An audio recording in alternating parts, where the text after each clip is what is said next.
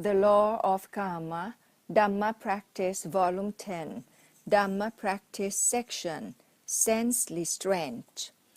One purpose of practicing vipassanā meditation. Reading from the calendar, Wat Amphawan. One purpose of practicing vipassanā meditation is to have human virtue and a pure mind. When your mind is pure, heaven will welcome you, and at your deathbed, you will see the sign of golden palanquin to take you there. It is not right to donate money to build a preaching hall and hope that you will be a deity or the lord of the realm of 33 gods. If you donate money to build a beautiful uposatha hall, then your mind is evil. You cannot go to heaven. You must have virtue from mind development, but most of you do not practice it. Therefore, there are many kinds of humans, rich, beautiful, good, and poor. This is the law of karma. People borrow money from others and do not return it. Then they will be cheated later, because they have frequented the violation of the second moral rule. When they take lives, later they will be paralyzed. When they take what is not given, later they will be robbed or their house will burn down. When they commit sexual misconduct, later their spouse will cheat on them or find a new partner. When they lie as a habit, later they will often be cheated. They drink liquor and are always drunk with wanting fortune, fame, praise, and happiness. They do not realize the reality of worldly conditions, or logadhamma, so they become more drunk and lose the human virtue. How would they find the way to heaven?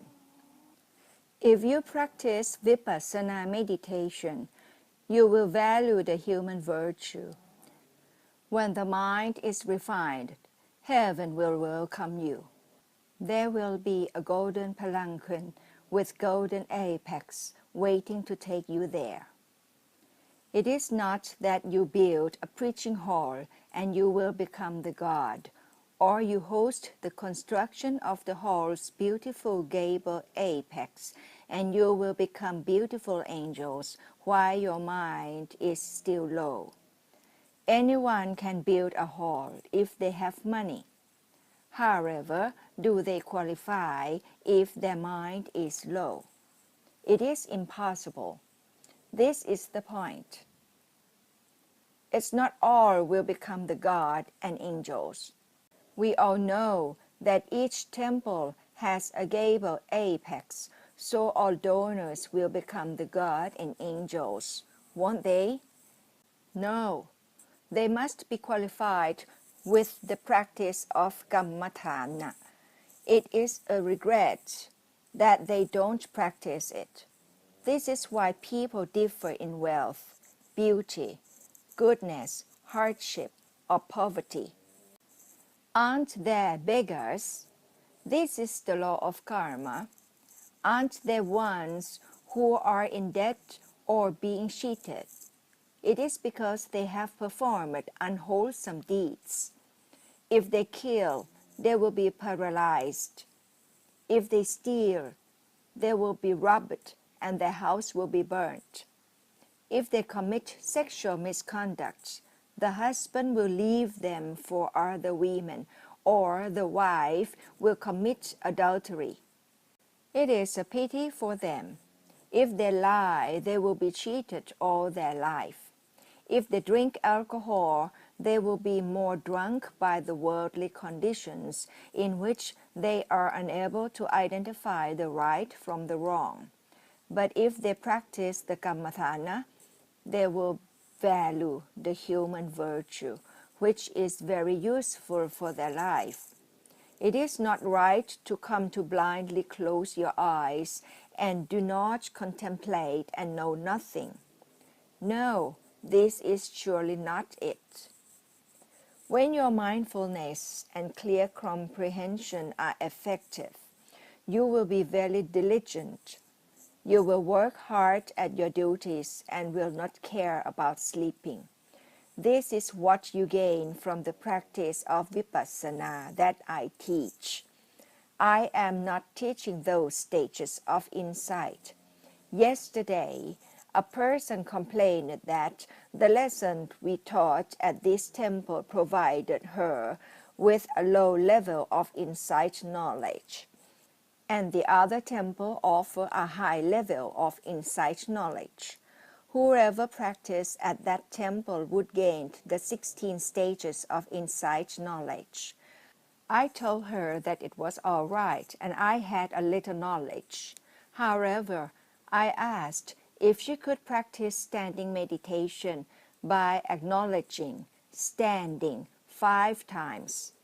Could she acknowledge seeing and see that the person she sees has bad habits or sees his head disappears?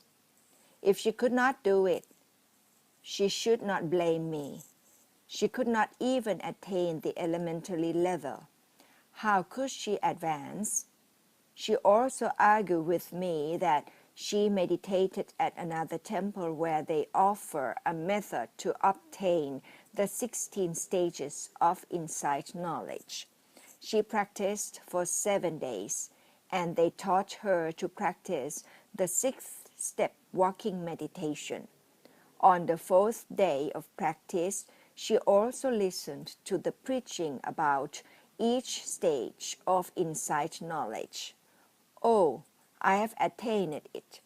She thought that she had attained the 16 stages of insight knowledge and was a stream enterer, or one who has attained the 1st stage of holiness. This is such a waste and it can damage Buddhism. People misunderstand that they have attained the stage of holiness and look down upon others, especially the poor. Must he be friends only with the rich? I remember a very good sermon I heard when I was a child. Do not step over someone who is down. Do not browbeat someone who is knowledgeable. Do not threaten someone who is brave. Do not challenge a hooligan. Do not make use of someone mean. Do not embarrass someone you love. Do not obstruct someone in a hurry. Do not praise someone already suffering. Do not admire one who is evil. Do not tempt one who is good. Do not beat someone already dead. A fallen tree can be stepped over, but do not step over one who is down. When you can successfully practice vipassana meditation, you will sympathize with others and think about the feelings of others.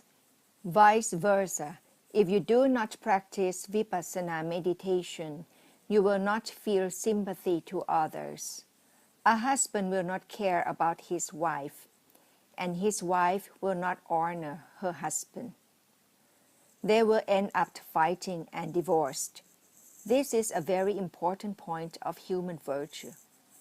When you can successfully practice vipassana meditation, you will clearly see this point. Please come to practice vipassana meditation for 7 days, and please do it earnestly. Do not talk to each other or gossip. There was a case at this temple. A daughter-in-law came here, but gossiped about her mother-in-law. Later, the mother-in-law also came here and gossiped about her daughter-in-law. This is the law of karma. If a daughter-in-law praises her mother-in-law, she will do the same to her. If a daughter-in-law honors her mother-in-law, she will also do the same to her. If the parents-in-law honor their son-in-law, he will do the same to them. If they gossip about him, he will do the same to them. Isn't it the law of karma? If you can successfully practice vipassana meditation, you will attain good results. If you cannot do it, you will not get any result. You will have no virtue to carry on in this life and to the next lives. This is such a waste and disappointment.